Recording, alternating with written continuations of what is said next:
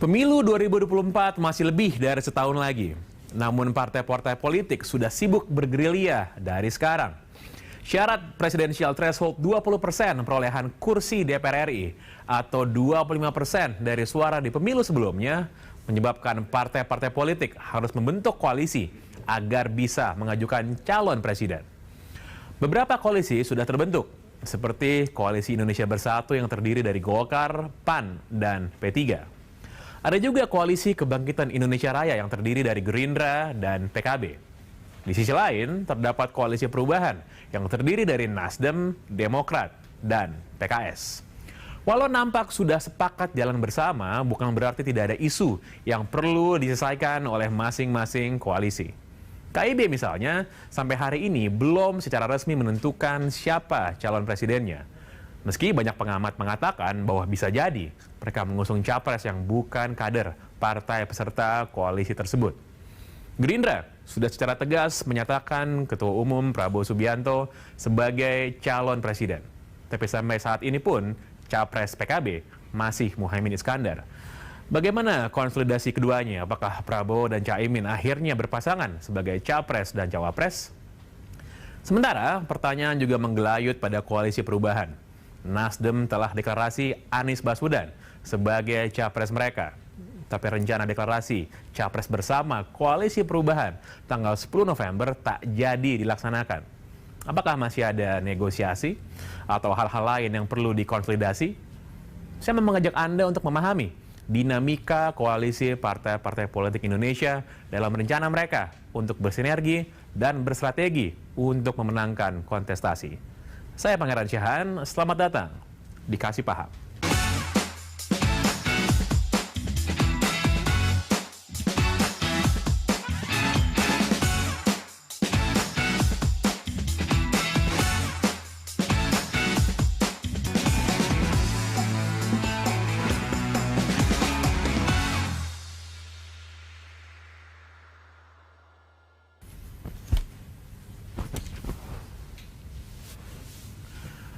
Selamat datang di Kasih Paham, nama saya Pangeran Syahaan. Kita akan membahas dengan dalam bagaimana peta koalisi partai politik Indonesia menjelang pemilu 2024. Telah hadir bersama dengan kita pada kesempatan kali ini, dua narasumber yang akan mengupas bagaimana persiapan dari masing-masing koalisi. Ada Bapak Willy Aditya dari Partai Nasdem, apa kabar Pak Willy? Sehat, Bung. Dan juga Pak Jazilul Fawait dari Partai Kebangkitan Bangsa, apa kabar Pak? Sehat, Alhamdulillah. Langsung aja kita bahas dengan dalam, kita kasih paham kepada para penonton. Pak Willy, Koalisi Perubahan, Nasdem sebagai motornya, mendeklarasikan Pak Anies Baswedan sebagai capres. Harusnya kemarin deklarasi bersama Pak, minggu lalu kalau nggak salah ya. Kenapa nggak jadi Pak? Ya, ini masih mendingan terminologi yang Bung Pange pakai. Kenapa belum jadi? Biasa orang bilang batal, gagal. Gitu. Kita belum bilang batal, kita belum dengar batal soalnya Pak. Iya. Memang 10 November tawaran Nasdem kepada PKS dan Demokrat. Karena itu momen Hari Pahlawan.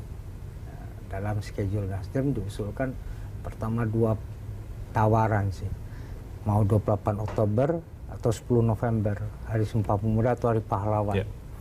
Kan dekat-dekat aja, tetanggaan mereka kan. Kalau kita bilang beda tipis gitu. Tapi teman-teman di PKS harus ada mekanisme sidang Dewan Suro. Kebetulan Demokrat Mas AHY harus menemani Pak SBY ke forum Madrid ya. Mantan-mantan kepala negara itu. Jadi belum ketemu ya di hari 10 November itu untuk deklarasi bersama. Tapi pada prinsipnya ini kan sudah cukup intens ya. Memang ada 2 pilihan, Bung. Pertama, apakah masing-masing akan deklarasi duluan, baru deklarasi bersama. Kelihatannya peta jalan yang akan ditempuh adalah deklarasi masing-masing dulu. Biar kemudian asosiasi kepada partainya juga terasa. Kalau deklarasi masing-masing berarti tiap partai dalam Koalisi Perubahan yakin capresnya sama semua nih. Sejauh ini magnet utamanya ya Anies Baswedan. Tidak ada yang lain. Anies Baswedan lah yang menjadi simbol perubahan, Anies Baswedan lah yang menjadi lem perekat ya, solidarity maker dari tiga partai ini. Oke, saya nanti akan kembali ke Pak Willy. Pak Jazil, Ya, Koalisi Kebangkitan Indonesia Raya, PKB, Partai Pak Jazil, dan Partai Gerindra. ya. Nah, masing-masing ini capresnya kan sudah mendeklarasikan Gerindra Pak Prabowo, PKB Pak Muhaimin Iskandar. Ini bagaimana nanti konsolidasinya, siapa yang bakal capres, siapa yang cawapres, Pak Jazil? Ya, jadi koalisi partai itu tidak mengurangi kedaulatan partai masing-masing, tetapi mencari titik temu dan kompromi. Memang kita hormati Partai Gerindra yang kadernya lewat keputusan pimpinan mereka Pak Prabowo Presiden. PKB juga lewat muktamarnya Gus Muhaimin Presiden. Namun sesuai kesepakatan di dalam deklarasi yang ditandatangani oleh Pak Prabowo dan Gus Muhaimin, poin-poin yang ada yang penting diantaranya bahwa keputusan presiden dan calon wakil presiden itu ada di tangan Pak Prabowo dan Gus Muhaimin. Nah, di situ titik temunya. Nah, titik temu ini sampai hari ini masih terus melihat keadaan juga. Sebenarnya bagi kami yang awam gampang saja, sudah ada dua tokoh tinggal dideklarasikan. Tetapi kan tidak sesederhana itu, karena dinamika politik ini juga dipengaruhi oleh perkembangan situasi eksternal misalkan. Namun koalisi Indonesia bangkit ya, Indonesia Raya, kebangkitan Indonesia Raya, Indonesia Raya, Pak. Ya. Menilai bahwa apapun koalisi yang dibentuk, yang harus diutamakan adalah kepentingan rakyat banyak, bukan kepentingan presiden dan calon wakil presiden. Memang karena ini tahapan harus dipenuhi kalau bisa secepat mungkin agar jelas. Kalau berkoalisi ini tujuannya kan memang melahirkan pemimpin. Nah, pemimpin ini tahapannya melalui presiden dan wakil presiden, biar rakyat tidak menunggu. Namun ada baiknya juga kalau tidak terburu-buru juga, karena memang pemilu masih setahun. Nah, koalisi Indonesia Raya posisinya, kebangkitan Indonesia Raya posisinya ya masih dalam dinamika untuk melihat perkembangan partai lain sekaligus perkembangan dinamika yang ada. Ada sinyal-sinyal kayaknya ini koalisinya Gerindra dan PKB mau nambah partai. Pak, pertanyaannya partai dari mana nih yang mau ditambah? Apakah jangan-jangan partai dari rencana koalisi perubahan ini, Pak? Gimana Pak Jazil? Mungkin nggak dari partainya, koalisinya Partai Nasdem ini? Nah, makanya yang saya sebut tadi, setiap partai punya kedaulatan untuk menentukan bahwa koalisi itu sebenarnya membatasinya. Jadi karena apa? Kedaulatan itu harus berkompromi dengan yang lain. Gitu. Nah, ketika partai belum memutuskan, maka terbuka kedaulatannya untuk bergabung ke koalisi A, bergabung ke koalisi B. Ya, bisa jadi ada yang di Pak Willy atau yang di luar itu. Semuanya masih serba terbuka. Kecuali nanti pada hari H. Hari ini sebenarnya posisi partai-partai ini adalah posisi persiapan. Untuk kalau ibarat balapan itu ada di line up. Itu belum pada posisi kepastian. Kepastian itu nanti kalau sudah pendaftaran di KPU, nah itu baru. Kalau ini kan mau dapat nomor punggung saja. Nah, untuk dapat nomor punggung harus 20%, kira-kira begitu.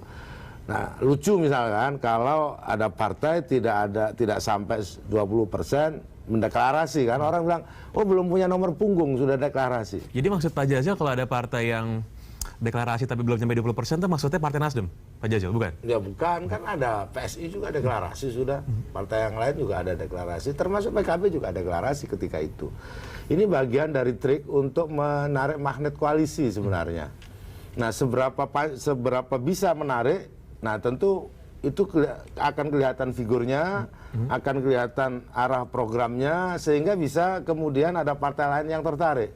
Jika hanya deklarasi terus tidak ada yang bergabung, ya nanti kalau bahasa anak muda nanti jomblo itu. Jadi ya tidak berhasil untuk menarik yang lain. Termasuk saya pikir itu Nasdem. Salah satunya kenapa mendeklarasi nama tertentu supaya partai yang lain juga ikut tertarik di situ. Baik. Apakah PKB tergoda ya belum tentu, gitu kan? Maksud saya gitu. Karena apa? Karena kita sedang mengikat janji, gitu. Ini kodenya dari tadi dari Pak Jazil ini banyak sekali nih Pak Willy. Tapi pertanyaan penting adalah mungkin nggak dari 3 partai koalisi perubahan ini ya akhirnya nggak 3 mungkin berkurang gitu Pak Willy mungkin? Ya kalau berkurang nggak jadi berarti. Iya. Sederhana aja. Kalau berbicara probability, semua probability ada. Apa yang nggak ada yang niscaya ya kehendak Tuhan saja, Bung. Nah, tentu politik adalah social engineering. Di sanalah yang dibilang Pak Jazil tadi, bagaimana membangun komunikasi. Ini kan kita hidup dalam sebuah rejim populer, di mana yang Bung Jazil bilang tadi, magnet utamanya adalah elektoral. Siapa yang bisa keluar dari itu? Hampir ya. Kalau kita baca kan Pilpres ini puncak gunung es dari pilkada saja. Kenapa banyak fenomena kandidat tunggal ya? Itu karena kita benar-benar dijebak pada fenomena elektoralisme. Oh ini elektabilitasnya nggak terbendung. Akhirnya ya kata pepatah kampung saya, condong mata ke yang cantik, condong selera ke yang enak, condong posisi yang menang. Nah, tentu itu menjadi satu sisi. Sisi yang lain, apa perbedaan dari kita kalau jejerkan koalisi yang ada ini kan baru 3 ya. Satu, pasti membutuhkan 20%. Itu keniscayaan. Tidak ada di luar PDIP yang bisa sendirian. Yang kedua adalah ini motifnya, kalau boleh dibilang ini motifnya sudah kelihatan ya. Bagaimana Anies menjadi magnet utamanya dan 3 partai ini datang atas nama perubahan yang direpresentasikan melalui figur Anies Baswedan. Nah, datang dengan common consciousness, kesadaran bersama. Itu berbeda tuh dengan paksaan atau perjodohan. Itu 2 hal yang benar-benar ya. Kalau berarti dia, Pak Willy mengatakan ada sebenarnya yang nggak begitu klop tapi dijodohkan harus jadi gitu Pak Willy. yang lebih parah adalah dipaksa ya, teror ya. Kekuasaan ini kan kalau dia tidak bisa harmonis ya dia menggunakan cara-cara teror. Nah, kita tentu tidak ingin itu terjadi ya. Kalau kan harus datang dengan common consciousness. Memang kita sulit untuk kemudian berbicara pada common platform. Dengan multi party spektrum seperti ini sulit untuk kemudian terjadi common platform itu common ideology itu susah. Tapi common consciousness itu kenapa? Figur lah yang hari ini yang menjadi solidarity maker dari hubungan atau relasi dari partai ke partai. Ya. Dan sejauh ini kalau kita jejerkan ya, bagaimana figur Anies Baswedan itu benar-benar suatu hal yang merepresentasikan banyak hal ya. Oke, Pak Willy, kita tahan dulu. Seru sekali diskusi kita. Nanti kita akan bahas lebih dalam siapa pasangan capres yang dijodohkan, dipaksakan, atau kesepakatan bersama. Jangan kemana-mana, tetap bersama kami di Kasih Paham.